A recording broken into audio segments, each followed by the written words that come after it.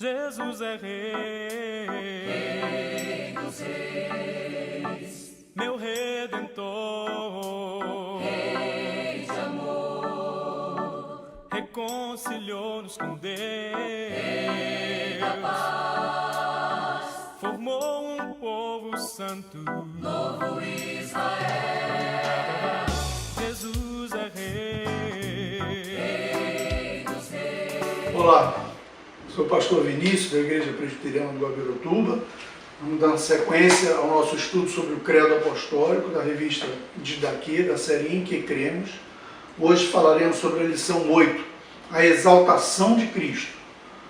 O trecho do Credo Apostólico é aquele que diz: creio em Jesus Cristo, que ressurgiu dos mortos ao terceiro dia e subiu aos céus.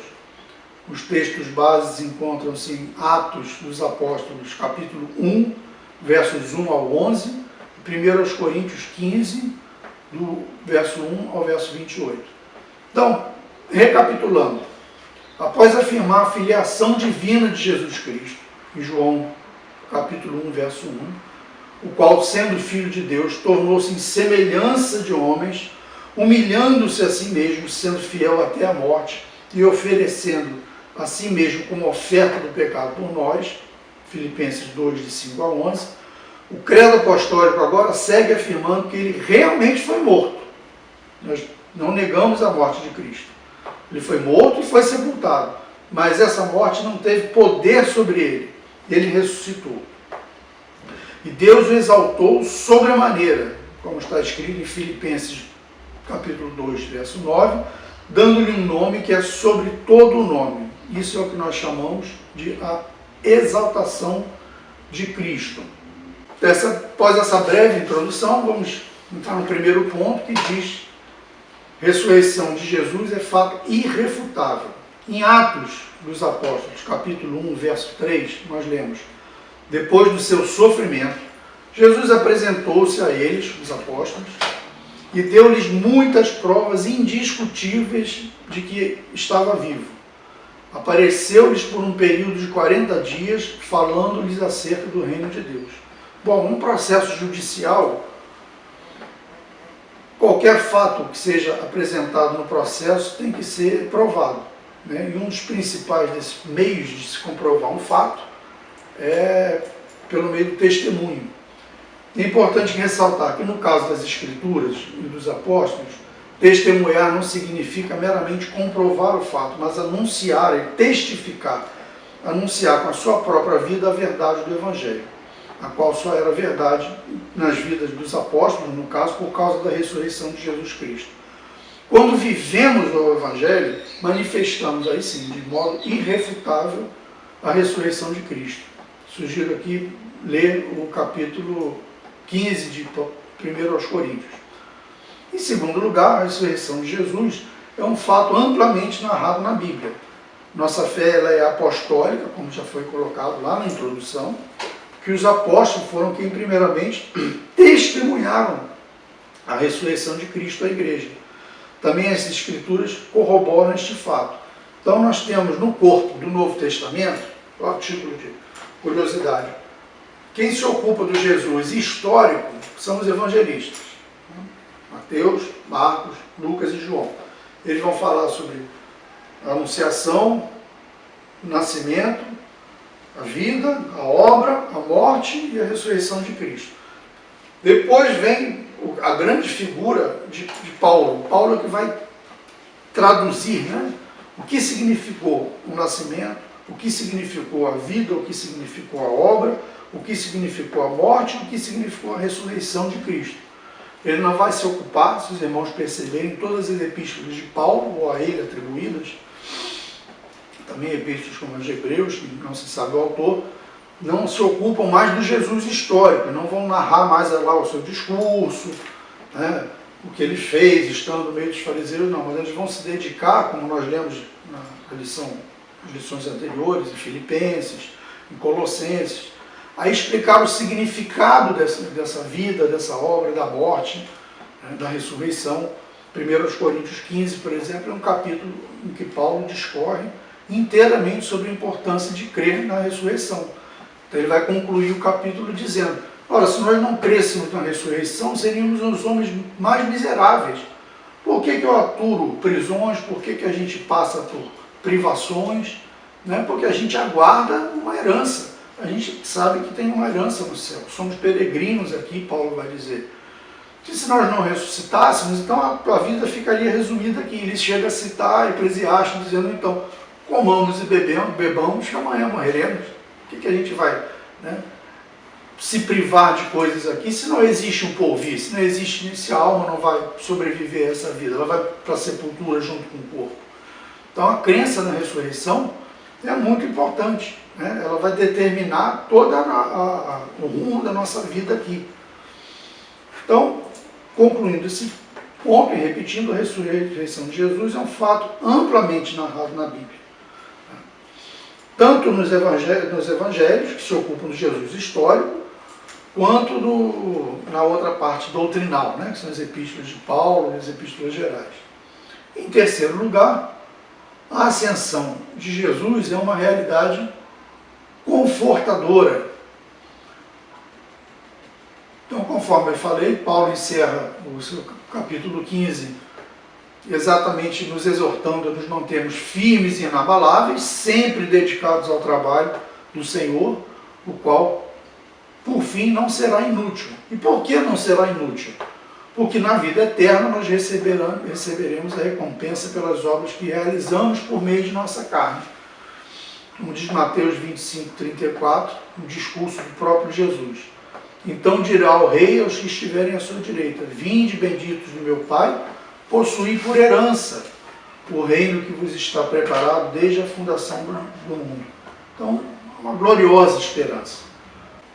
O primeiro ponto de discussão que o autor da lição coloca é que evidências na prática da fé da sua comunidade comprovam a crença na ressurreição de Jesus Cristo.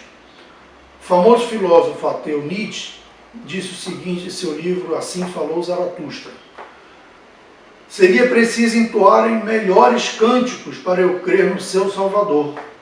Seria preciso que os seus discípulos tivessem mais aparência de redimidos. A crítica de Nietzsche é clara. Os que professam a fé cristã não aparentam o que pregam. Assim, retomamos aqui a questão levantada no início do estudo. Testemunhar não é só falar, mas é, no contexto evangélico e bíblico, viver a mensagem evangélica. Eu vou dar uma frase importante. Você pode fazer aí no seu núcleo familiar, como a gente faz na igreja. Você vai virar para o irmão que está do seu lado e vai dizer para ele: testemunhar da ressurreição é viver o Cristo ressuscitado. Depois você vai virar para o irmão que está do outro lado e vai dizer a mesma coisa para ele. Testemunhar da ressurreição é viver o Cristo ressuscitado. Essa foi a crítica de Nietzsche. Ele dizia assim: me mostra um redimido e eu me torno cristão. Que mostra, nos dá o seguinte problema. Há um fundamento na crítica dele? Há. Porque nós dissemos, Jesus Cristo ressuscitou, né? Nós como igreja somos o corpo dele, somos a prova de que ele está ressurreto, ele vive em nós. Como é que a gente não pratica as obras que ele praticou? Então veja qual a importância de você, como diz o credo, dizer: creio em Jesus Cristo. Isso não é só uma mera confissão, né? A confissão do credo está dizendo, é uma manifestação. Lembra como nós falamos lá na introdução? O credo ele tem uma dupla função. Ele afirma para a própria igreja a sua identidade, em que ela crê, e ela manifesta ao mundo, ela declara ao mundo no que nós cremos. Essa declaração não pode ser uma declaração só de palavras, ela tem que ser uma declaração de vida. Isso é que é testemunhar de Cristo. Testemunhar da ressurreição é viver o Cristo ressurreto. Então a crítica de Nietzsche é uma crítica pertinente. A solução dele não é boa, quer dizer, então Deus morreu, eu não vejo Deus nos cristãos. Se Jesus era o Deus deles e morreu na cruz, então Deus está morto mesmo. Não é verdade, nós sabemos que isso não é verdade. Mas é preciso separar as duas coisas. Não é seguir a solução que ele aponta, que é ser ateu. Mas entender que existe, a gente precisa ver como o mundo nos vê. E essa crítica dele é uma crítica que perdura até hoje. Nós falamos do Evangelho, mas não vivemos o Evangelho. Falamos muito no amor de Cristo, mas praticamos pouco esse amor. Então, como é que a gente vai dizer, o que é na prática dizer, creio no Cristo que ressuscitou dos mortos? é viver o Cristo ressuscitado.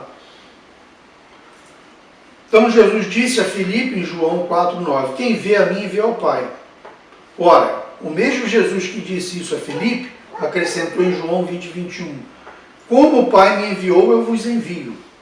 Ora, assim como Cristo foi enviado por Deus, a fim de que os que o viram pudessem ver ao Pai, assim também Ele nos enviou, a fim de que o mundo veja em nossas vidas o Deus vivo. Então, acho que ficou claro esse ponto para ser desenvolvido na discussão.